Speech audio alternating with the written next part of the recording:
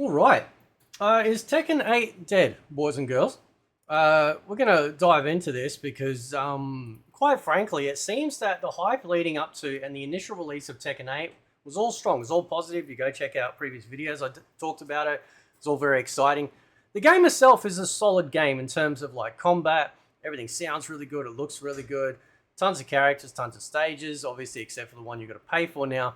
But what's really interesting is that there's been some developments, right? And a good way to check these developments is actually coming to the Steam forum or the Steam store page, because we get to see in real time people that have actually decided to, either praise or depraise whatever product they bought. Keep in mind, you actually have to buy the game in order to leave a review on Steam. You can't just you can't just get on there and review bomb stuff. You've actually got to buy the game. You can leave a review and then refund it, but you've still got to purchase the game in order to leave a review. Now, first and foremost, Harada has actually deleted his apology, right? So the apology video that I did the other day as an update to it, it's gone. He's deleted it, right? Now, either it's because, as they're stating, that he's clearly serving multiple masters these days, or just the simple fact that it was just for show, just to try and quell things down, and was asked to, maybe, I don't know, but it is gone, right? Now, you'll see over here that the reviews are now at mixed, right? In the most recent reviews of 1,060, it is at 57% of the 1,060 user reviews in the last 30 days are positive. Of all reviews, it is 69% of the 24,000 of this game are positive. And the reason for that is simple.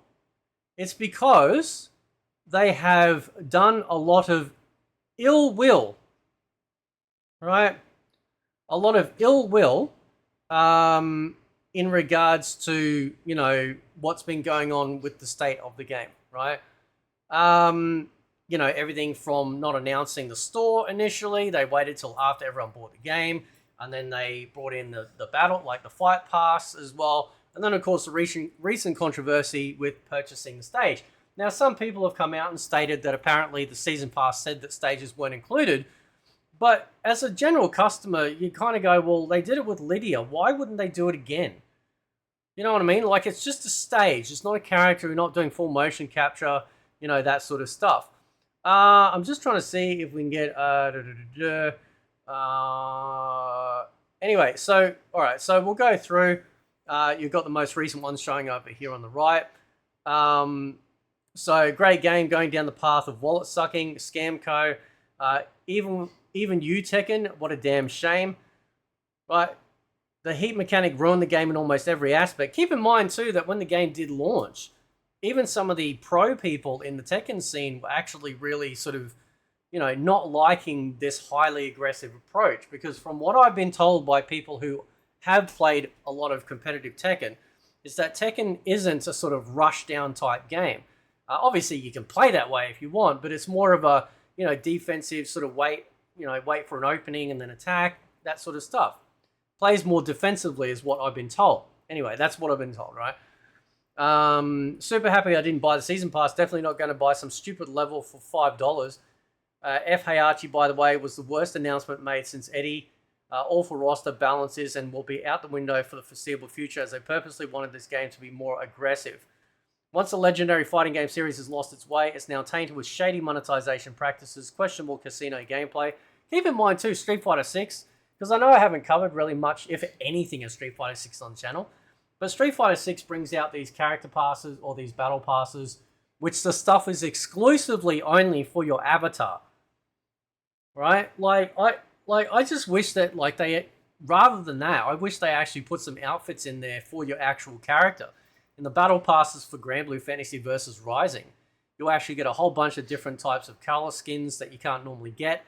And then at the end of the battle pass will be an exclusive skin for one of the characters in the roster, right? And then you got all the fill-in of extra currency you earn, the cutouts for the weapons that you can use in the Grand Bruise mode and online in the lobby and stuff.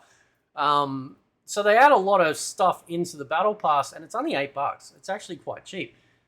But yeah, I've been a fan of Tekken 1, fan since Tekken 1. It's bizarre to see where the series has gone. The once focus on real-life fighting styles has also gone and replaced with lasers, guns, and other projectiles. The Ultimate Edition does not include all DLC, even in the first season, truly something that would make Ubisoft executives proud. The game is scam. Yep, the game is potential, but the Tekken team is too busy implementing greedy and predatory monetization practices on a full-priced game instead of focusing on content balancing and netcode.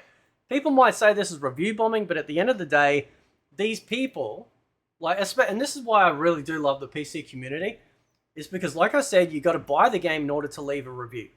Even if you refund it, at least you've got that window where you can still leave a review and go, nah, it's not for me, or whatever you want to say, right? So you gotta buy it. You can't leave a review otherwise, right? So the fact that people are actually doing this, or what people will refer to as review bombing, is simply just them venting their frustration against this sort of bad business practices.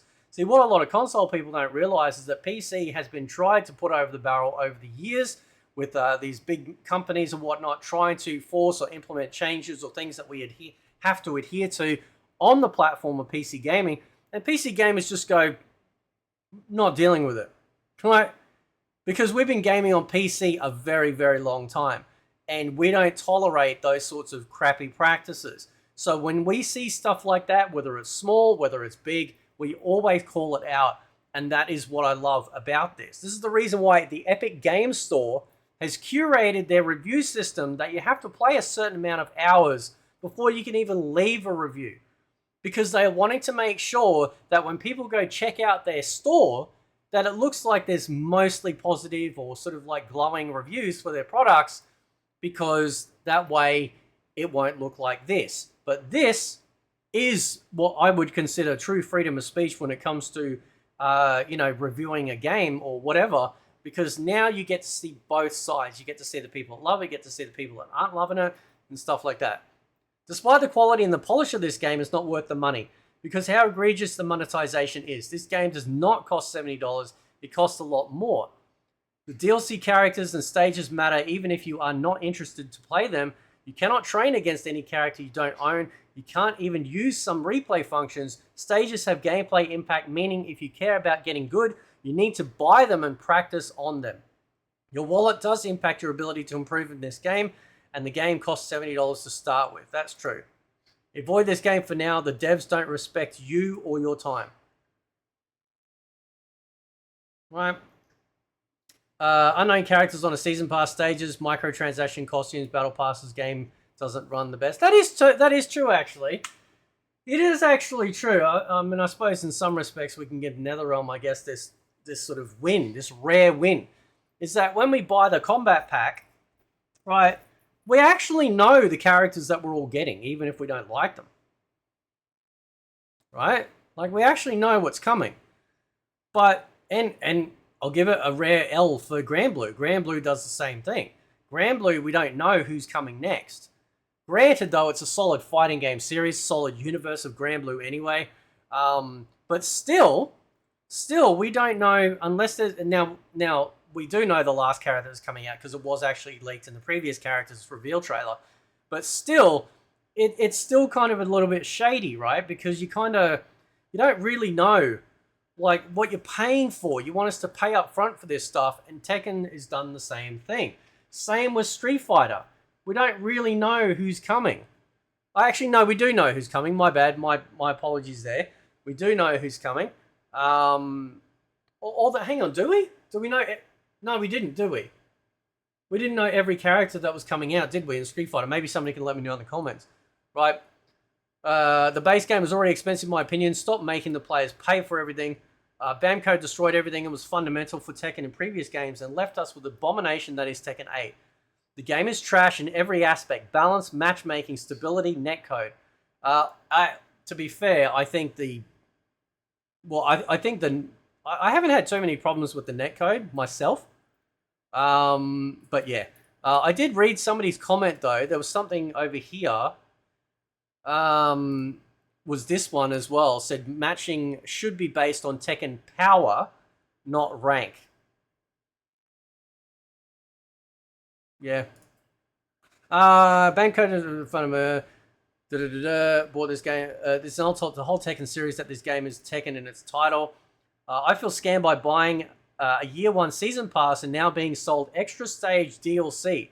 If I buy a season pass, I expect to get all the new content for that season as part of it. I paid for this stage already. Give it here. Yep. That's actually true, because when you think about it, right? When you think about it, you know, again, with Lydia, they advertise the stage, free stage with Lydia, right? Now, I'd have to go back and check the reveal for Heihachi, but was there any fine print that said that this stage would be sold separately and you had to pay for it? I'd have to double check, unless they've, like, retconned that too.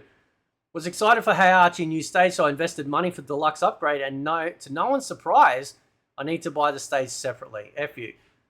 I am a clown for buying the Ultimate Edition and thinking I would get all the characters and stages. Give me my money back. Does not include the stages for the deluxe and season pass.